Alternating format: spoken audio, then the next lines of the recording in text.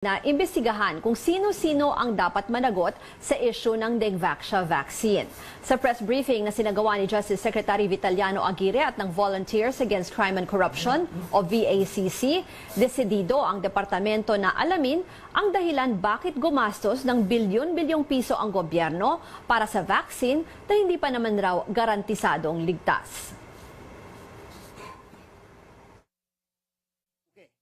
Tama ba ang pag-order kagad nitong ganito karaming vaccine na worth 3.5 billion? 1 million units. Na naturakan kagad ang 733,000 children. Tama ba ito? Kahit 4 na buwan pa lamang na namamanufacture to na para nagkaroon ng go signal. Tapos nagkaroon ng parang warning ang Sanofi Pasteur, yung manufacturer nito, sa ating mga government officials. Mayroon bang criminal liability dito? Halimbawa, mayroon bang graphing corruption aspect? Yan po ay hindi natin pangunahan at maghihintay tayo ng initial report ng National Bureau of Investigation.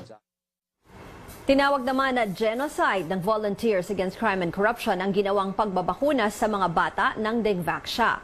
Inakusahan din nila si dating Pangulong Noynoy at ang kanyang administrasyon na posibleng sangkot sa naturang kontrobersya.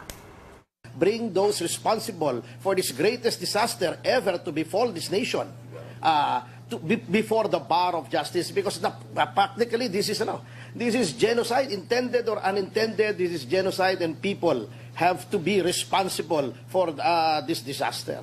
This shows former President Aquino during his presidency meeting twice with high officials of Sanofi. The first one is in November 2014 in Beijing, and then another one in December 2015 in Paris. Before the end of his term, a few months before the end of his term, bumili na ng katakot-takot na vaccine for 3.5 billion. At these are facts, ha? Hindi natin pinangungunahan ng NBI. At dineliver at inadminister.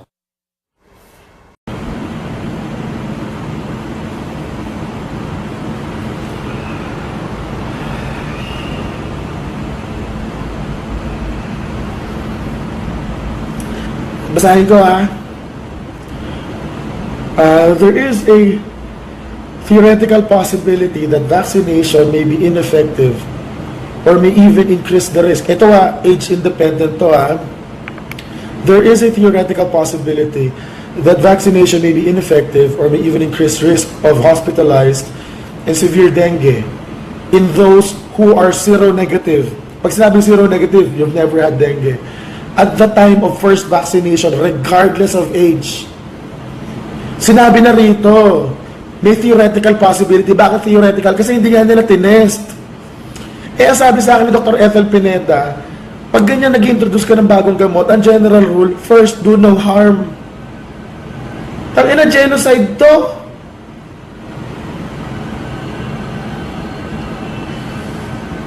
Tapos, ito pa yung fine print. However, there are few trial data available on older seronegative positive participants to address this. Ulitin ko po dun sa report, ha. The trial population, the immunogenicity subset, is small. Kasi daw, kakaunting mga bata ang kasama sa test na 9 years and above na seronegative. So ito bottom line, ha. Yung Dengvaxia, pag tuturok mo, dalawang klase yung population. Seropositive, seronegative. Pag sinabing seropositive, seronegative. Pag seropositive, ibig sabihin nun, tinamaan na sila ng dengue dati. Pag seronegative, hindi pa sila nagkakadengue, wala silang dengue virus sa dugo. Yung pong itong Dengvaxia, maganda siya para doon sa mga tinamaan na ng dengue before. Alright? Or doon sa mga may presence ng dengue virus,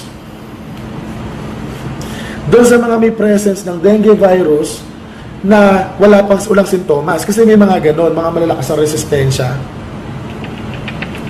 So ganito, Kung ni-roll out yung Dengvaxia, dapat doon lang siya sa mga seropositive individuals. So sa mga bata na may dengue virus doon sa dugo, doon dapat sila ibinigay. Hindi dapat binigay doon sa hindi pa tinatamaan ng dengue. Eh ang problema, paano mo malalaman? Tinanong ko kay Dr. Ethel Pineda, paano mo malalaman na hindi na seronegative or seropositive yung bata? Sabi daw, mag-immunoglobulin test ka. Immunoglobulin test. Yung immunoglobulin test, tuturukan yung bata, kukunan ng dugo, tapos check nga kung may ganun-ganon. Ang tanong, sigarin ba, yung Department of Health ba, nag-immunoglobulin test bago nila in-register, in-administer yung mga gamot?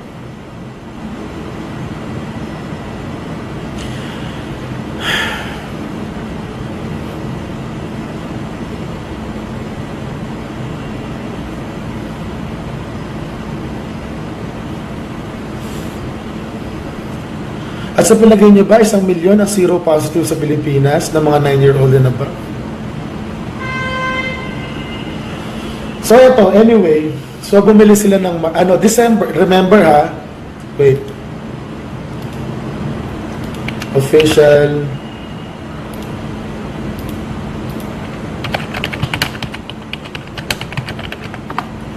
wait lang ha,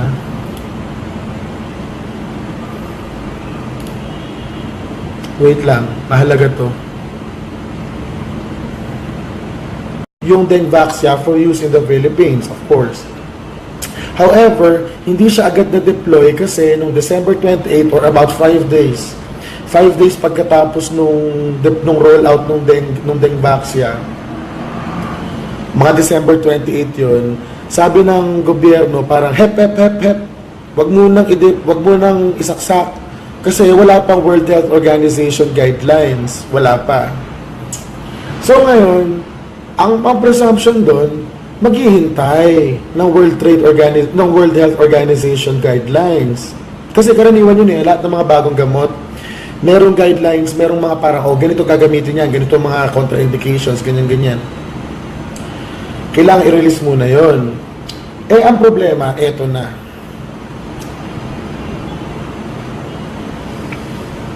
Noong March 2016, namili tayo ng 3.5 billion pesos worth. 3.5 billion pesos worth na dengue vaccines. Approximately 1 million shots.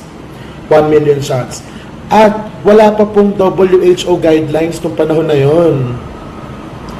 Ibig sabihin po mga friends, hindi natin alam kung okay na yung gamot o hindi. Bumili na tayo ng 3.5 billion. Tapos ngayon, ito na. Noong April 2016, ang sabi ng Department of Health, naglabas na raw ng guidelines ang WHO at na-green light, kumbaga go na, itong deployment ng Dengvaxia. So, ang ginawa ko, nag-search ako sa World Health Organization ng document about Dengvaxia. Hold on. WHO.in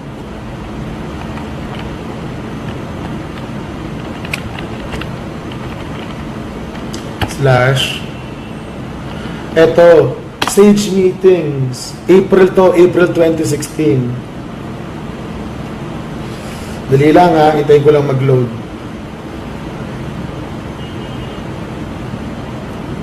Alright, so okay ulitin natin March 2016, bumili sila ng 3.5 billion, 1 million shots, worth 3.5 billion pesos.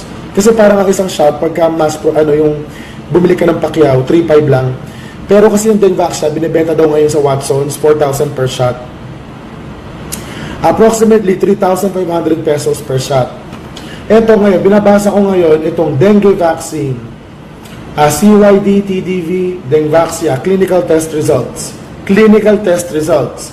Sabi ito ni Peter Smith ng London School of Hygiene and Tropical Medicine for Stephen Thomas. Anyway, ito yung sinasabi. Seronegative. Ito Pag nag-dengue ka daw pala, yung first infection mo, regular dengue. Pag na-infect ka uli, mas malala. yung sintomas. Yun yung second infection. Yung third infection, parang first infection lang din. Okay? So ngayon, ang sabi dito dun sa research nila, in seronegatives, the first response to the first natural infection following vaccination is as if it was a second infection. Tagalogin ko ha, para rin sa mga hindi pa nagkakadengue dati, ang response pag nadadengue sila, para second infection. Ulitin ko ha, kalimutan nyo muna yung sinabi ko. Ang dengue daw, pag tinamaan ka ng dengue, o the regular dengue yun, pagka gumaling ka, tapos tinamaan ka uli, mas malala yun. Tapos pag gumaling ka na sa pangalawa at tinamaan ka uli, para lang rin yun yung una. Alright? So, ang kiniiwasan sa dengue, yung pangalawang infection, dahil yun yung matindi daw yung sintomas. However, itong April 2016 na study na to, na mismong naka-publish sa World Health Organization na sinabi, pag hindi ka pa tinatamaan ng dengue, ang response mo, pag naturukan ka ng Dengvaxia, ay parang pangalawang dengue mo.